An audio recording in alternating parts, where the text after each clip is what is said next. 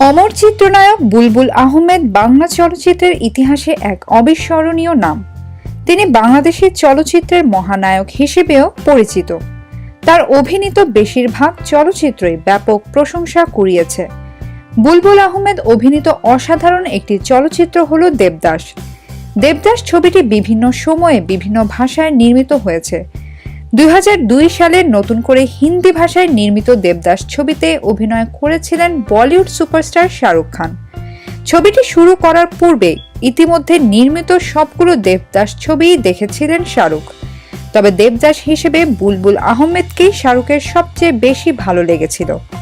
দেবদাস ছবিতে বুলবুল আহমেদের অসাধারণ অভিনয়ে মুগ্ধ হয়ে শাহরুখ খান বলেছিলেন, দেবদাস চরিত্রে বাংলাদেশের বুলবুল আহমেদই সেরা। বিনোদন জগতের নিত্য নতুন খবরাখবর জানতে রিপোর্টার জরিনা চ্যানেলটি সাবস্ক্রাইব করুন, লাইক, কমেন্ট এবং শেয়ার দিতে ভুলবেন না।